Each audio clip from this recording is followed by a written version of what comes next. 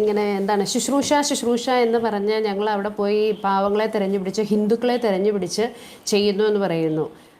ശ്രീ ബഹുമാനപ്പെട്ട ബാബു സാറിന് ഞാനായിരിക്കുന്ന സന്യാസ സമൂഹത്തിൽ ഇഷ്ടം പോലെ പൂർ ഹോമുകളുണ്ട്. ഞാനിപ്പോൾ ഇരിക്കുന്ന തൊടുപുഴ ഭവനത്തിൽ ഡിഫറൻ്റ്ലി ഏബിൾഡ് ആയിട്ടുള്ള ഭിന്നശേഷിക്കാരായ 26 സ്ത്രീകൾ താമസിക്കുന്ന ഇടമാണ്. നിങ്ങൾക്ക് ഇവിടെ വരാം.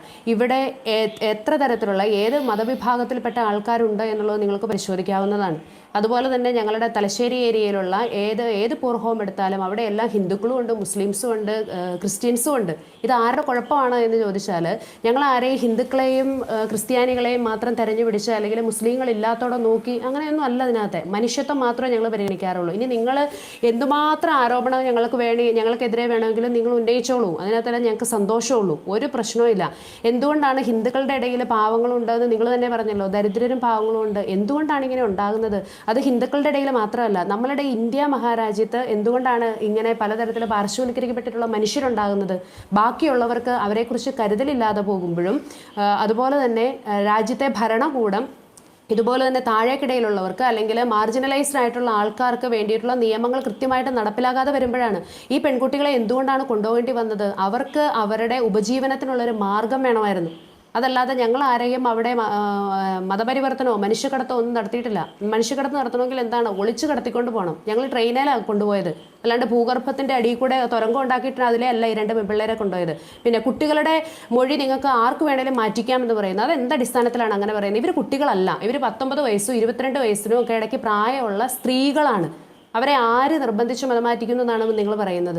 അതുപോലെ തന്നെ അവർ ബജരംഗദൾ പ്രവർത്തകർ മതം മാറ്റുന്നു അല്ലെങ്കിൽ അവർ ഭീഷണിപ്പെടുത്തുന്നു എന്ന് പറയുന്നത് അത് സത്യമായി സംഭവിച്ചു.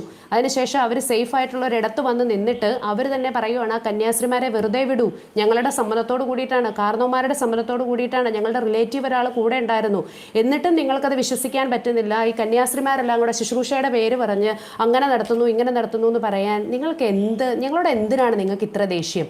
ഞങ്ങൾക്ക് ഒരു ഹിന്ദു മതവിഭാഗത്തിൽപ്പെട്ട ഓരോരുത്തരോടും ഞങ്ങൾക്ക് ആർക്കും ഒരു ദേഷ്യമില്ല. ഈ പറയുന്ന ബാബു സാറിനെ ഞങ്ങളുടെ സിസ്റ്റേഴ്സ് ഓഫ് ദ ഡെസ്റ്റിറ്റ്യൂട്ടിന്റെ ഏത് കോൺഗ്രിഗേഷൻ ഏത് ഭവനത്തിൽ ചെന്നാലും കാണാൻ നിങ്ങൾക്ക് പറ്റും. ഏത് മതവിഭാഗത്തിൽപ്പെട്ട ആൾക്കാരാണെന്ന് ഞങ്ങൾ ആരെയും നോക്കാറില്ല. അതുകൊണ്ട് പിന്നെ അതുപോലെ തന്നെ നിങ്ങൾ തന്നെ സമ്മതിച്ചു, ബഹുമാനപ്പെട്ട ബാബു സാർ ആദ്യം പറഞ്ഞതാണ് കോടതി എന്തു പറയുന്നോ, അന്വേഷണ സംഘം എന്തു പറയുന്നു അത് അംഗീകരിക്കാൻ ഞങ്ങൾ റെഡിയാണെന്ന്. എന്നിട്ട് ഇദ്ദേഹം പറഞ്ഞതാക്കാണ് തൃശ്ശൂർ സിസ്റ്റേഴ്സിനെതിരെ നടന്ന കേസിൽ അവർ സർക്കാർ ഒത്തുകളിച്ചിട്ട് കന്യാസ്ത്രീമാർ അതിനകത്ത് നിന്ന് രക്ഷപ്പെട്ടുന്നു. അത് എന്ത് തരത്തിലുള്ള ഒരു വർത്തമാനമാണ് പറയുന്നത്? അങ്ങനെ ഇത് എങ്ങനെ നമുക്ക് ഇത് അംഗീകരിക്കാൻ പറ്റും? അപ്പോൾ തന്നെ നമുക്ക് മനസ്സിലാക്കാൻ പറ്റും ഇത് ക്രിസ്ത്യൻസിനെ അല്ലെങ്കിൽ സിസ്റ്റേഴ്സിനെ കോർണറൈസ് ചെയ്തിട്ട് ഒരു വക ഇങ്ങനെ ചാനലിൽ വന്നിരുന്നിട്ട് ഇവിടുന്നും കേട്ടതും അവിടെ ഇവിടെ നടന്നതുമായ കാര്യങ്ങൾ അടിസ്ഥാനം. അങ്ങനെയാണെങ്കിൽ കോടതി വെറുതെ വിട്ട ഒരാളെക്കുറിച്ച് നിങ്ങൾ എന്തിനാണ് അങ്ങനെ സർക്കാർ ഒത്തുകളിച്ച് ഈ സിസ്റ്റേഴ്സിനെ വെറുതെ വിട്ടുവെന്ന് നിങ്ങൾക്ക് എങ്ങനെയാണ് പറയാൻ തോന്നിയത്? ആദ്യം നിങ്ങൾ പറഞ്ഞു കോടതി എന്തു പറയുന്നോ അതിനെ ഞങ്ങൾ അംഗീകരിക്കും, അത് അന്നും ഇന്നും ഞങ്ങൾക്ക് അങ്ങനെയാണെന്ന് പറയുകയും ഇപ്പോൾ ഈ കഴിഞ്ഞ ദിവസം തൃശ്ശൂരത്തെ കേസിൽ വെറുതെ വിട്ട സിസ്റ്റേഴ്സിനെ കുറിച്ചും അത് വെറുതെ വിട്ട നീതിയെക്കുറിച്ചും സർക്കാരിനെ കുറിച്ചും നിങ്ങൾ വേണ്ടാതിനും പറയുന്നു.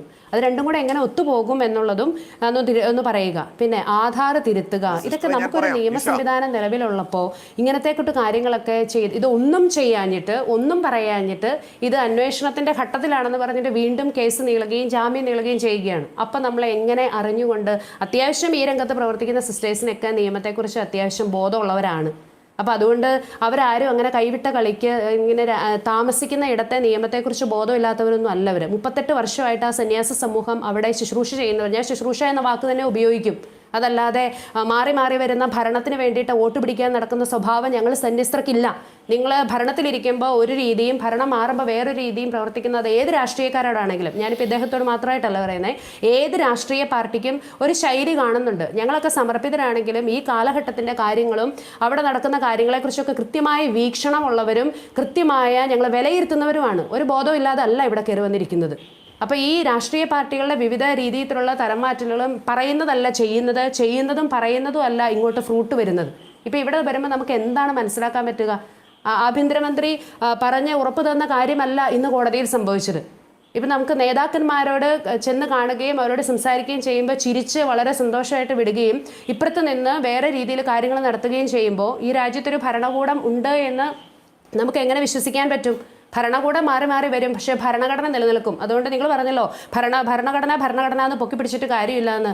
ഈ രാജ്യത്ത് ഞങ്ങൾക്ക് സാധാരണക്കാരായ മനുഷ്യർക്ക് വേണ്ടി ഉയർത്തിപ്പിടിക്കാൻ ആകെ അതേ ഉള്ളൂ സാർ. അതുകൊണ്ട് ഞങ്ങൾ അത് ഉയർത്തിപ്പിടിക്കുക തന്നെ ചെയ്യും. അതേ എനിക്ക് അതിനെക്കുറിച്ച് പറയാനുള്ളൂ.